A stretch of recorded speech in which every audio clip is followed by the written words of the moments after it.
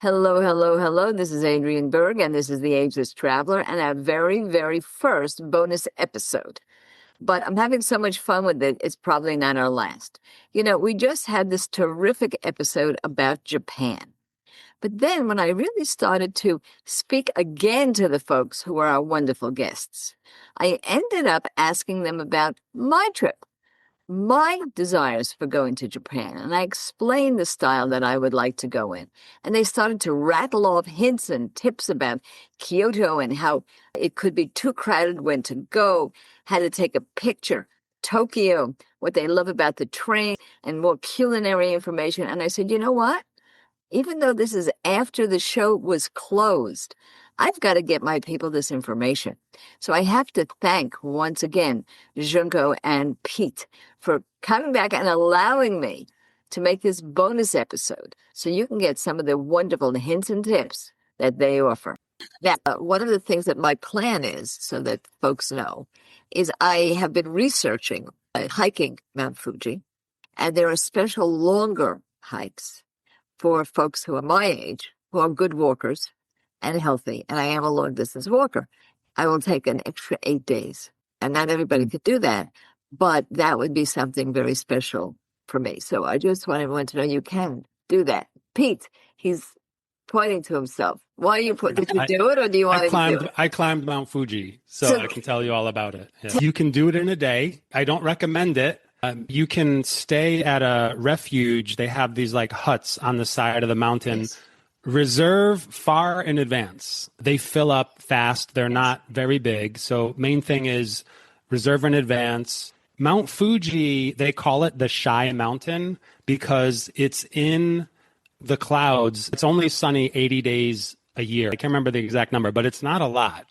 If you are going to see it, it's usually in the morning is when there are less clouds. So there could be no clouds at like 7, 8, 9, 10 a.m., but by 11, it could be covered in clouds. So a lot of people don't realize that they go there, I fly all the way there, take the trip there, and then they get there and you can't see anything. So really important, there's cameras that are like webcams that show Mount Fuji. And there's also a special website, like a weather website, where it shows the cloud coverage. And during our trips, we're looking each day, but we know, okay, we're going to go to Fuji on Tuesday. But if Tuesday it's not showing, we change the days around so that we go on the day, hopefully that it's sun, you can see the Fuji. So you really have to, if you really want to see it, you have to do your homework. In the spring, obviously winter, but even into the spring, it's capped with snow, which is just magical. So if you are there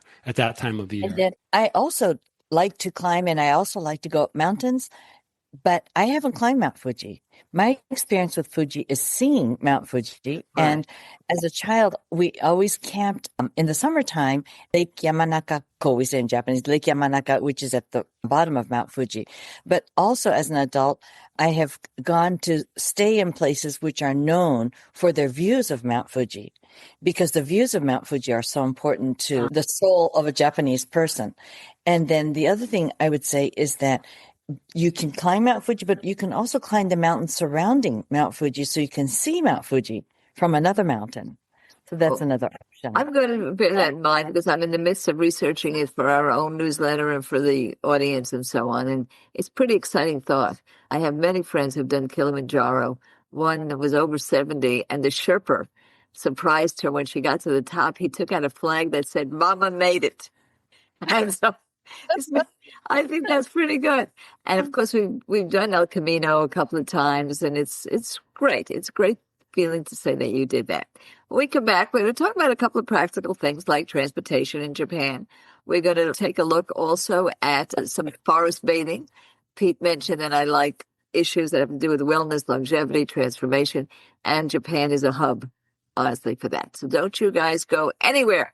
We're getting healthy by going to Japan. We'll be right back.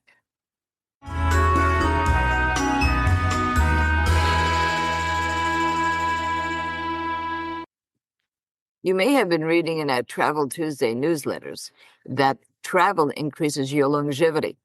Over and over again, the research shows why. You make more connections, you thwart loneliness, and you simply have a great time. So why not get started now from your armchair? Simply go to agelesstraveler.com and see our invitation that asks you right on the homepage to join our Facebook salon. We call it a salon, not a group, because it's a place to meet people, to connect, to travel together, to share your travel experiences. So simply go to agelestraveler.com and join our Facebook salon.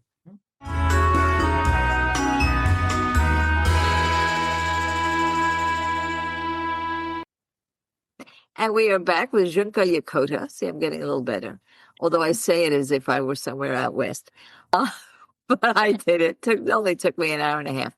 And Pete DeMarco, so that makes life easy for me. So I do want to talk about the transportation. One of the things that people do think about, Junko, is the bullet train. It is kind of a checklist thing. I think you use it in your trips. Tell us about that. The bullet train is sort of this transportation that everyone in the world knows about Japan, and it is an efficient and wonderful way to experience a country. We often take it when we're traveling around Japan because, like I said, it's efficient. But we have a few quirks about the way we reserve our tickets. Pete and I like to reserve all window seats for everyone because everyone wants to look out the window. And for example, if you're passing Mount Fuji, you're only passing it for minutes. So you can't share the window as easily. But also, looking at the window as you're traveling along is a wonderful way to see a country as it's shifting from urban to rural to all the areas in between. And it's efficient, it's easy. You can buy your tickets on an app. Or if, in our case, because we buy for group, we need to go to a train station and take care of all of that. But there are ways in which you can get help for the transportation relatively easily. Pete has mentioned before, but the first class tickets are not that much more expensive. And so we like the first class tickets for the little more spaciousness that you get in them. And Pete likes the ice cream that they deliver. Actually, can you talk about the food? Can you talk about the food and drinking culture on trains in Japan? Because train travel has been long the way people that have traveled in Japan, there's a culture in which when you go on a train trip, you take along your obento and you enjoy talking with people and having food and train time. The seats, even on the bullet train, you press a lever and you can turn the entire 2 or 3 seats around so you face each other if you want to. Wow. And eat and talk on the trains. And these days, a lot of people use them for just efficiency and for getting from point A to point B or for business. So you don't often see people turning the seats around and having so much of that food and eating culture. But food and drinking, yes, absolutely, but less talking perhaps. But we buy obentos at the train station. And you get many, many choices. And for less than $10 typically, you can get a box that has many bite-sized dishes that you can enjoy. And you sit down on the train, you enjoy your tea and your obento while you're gazing out the window. So is that what you're referring to? Yes, it's an experience in itself. Coming from the U.S., we eat in public. We eat in our cars. Yeah.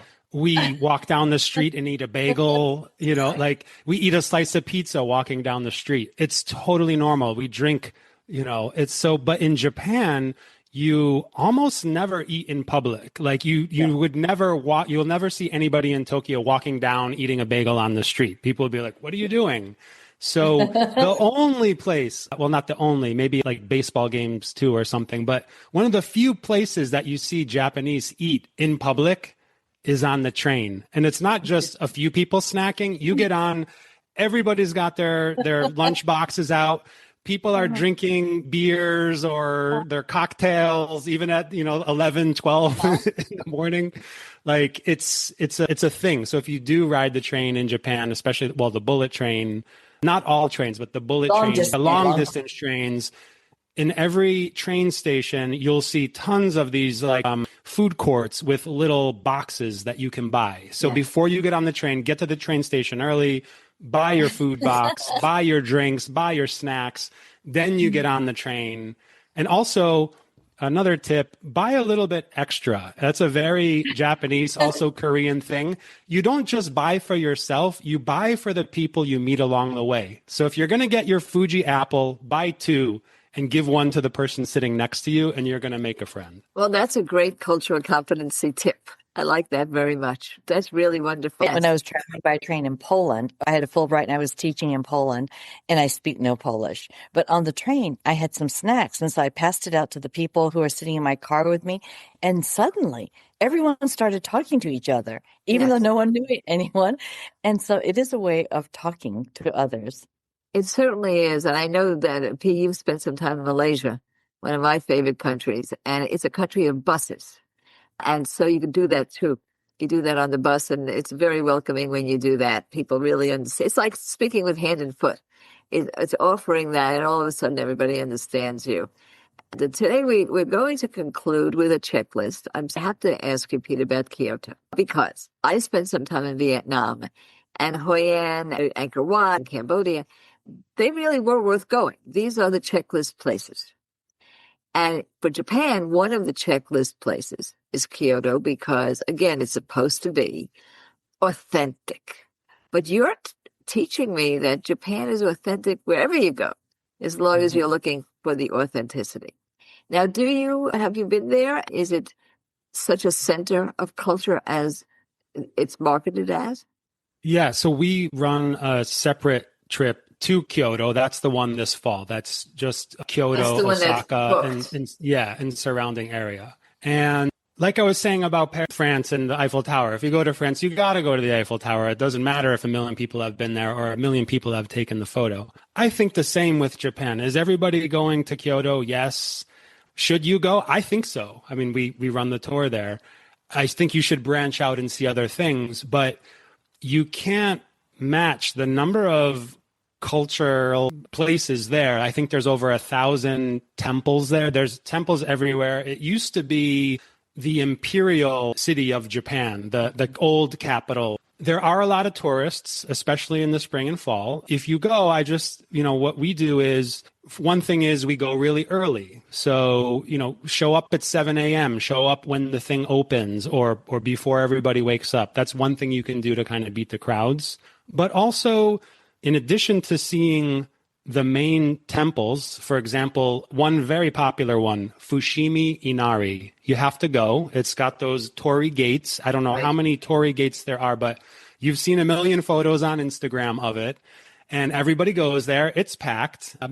Go early in the morning. You have to go and see it, but then venture off into other quieter temples. For example, there's Arashiyama, has this huge bamboo forest, another place you have to go to. It's massive. But then there's a temple in Kyoto, which has a small bamboo forest behind it, much smaller. It's not that grand bamboo forest, but it has a different vibe because you feel like you have it a bit more to yourself. Yeah. So get off the beaten track, find, the places that aren't as popular.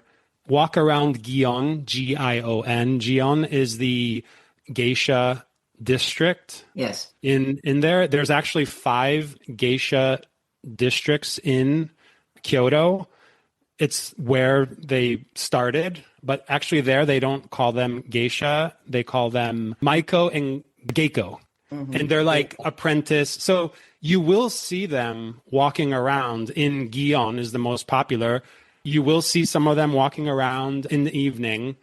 Try not to you can look at, but they don't really want you taking photos of them. Right. That's one thing that we do with our group is we have a show. Junko was saying earlier, we don't do shows. We're looking for kind of the natural stuff, but there's some things that the only way you can see it is to do a show. And that's what they say. They say we prefer because we're coming here. If you see us in the street, we're going to work, And if you go to Kyoto, you have to go to Osaka. Osaka is incredible. It just was ranked number 7 on the world's list of best places to live in terms of health and wellness and healthcare and all that kind of thing. Osaka is amazing. Nara is not too far. There's also a temple complex up in the mountains called Koyasan, which you could do as a day trip from Osaka. Osaka is very different from Tokyo. It's almost like the Las Vegas of Japan. The Dubai. They have these signs in front of the restaurants of a big chubby dude, like with his hands waving with a sushi. They also call the Kansai province the kitchen of Japan. Ah, interesting. And I mean, it's known for its food. And if you go there, if you go to a market in Kyoto, the local market, and you see the food, it's like, oh, here's a few little pieces of sushi. It's kind of like dainty almost. Yes. But when you go to Osaka, they're like, boom, like, can you eat this whole plate? You know, like here, and it's like this huge chunk, the biggest chunks of fish on rice you've ever seen in Osaka. And it's piled up. Like if you go to Osaka, you have to go to the food market there, the market. It's amazing. You're just scratching the surface with Kyoto. And that's kind of why we were saying like a hub and spoke approach to Japan, I think is a better one because, you know, like they say, like you see it all, but you don't really see it. Right, right. So it's just kind of like hone in on what it is you're looking for. And this has been a very special additional supplement to our show on Japan because we really wanted you to hear the great bucket list experiences through the eyes of folks who bring you there. And you enjoy all of this. And remember our motto, never stop traveling.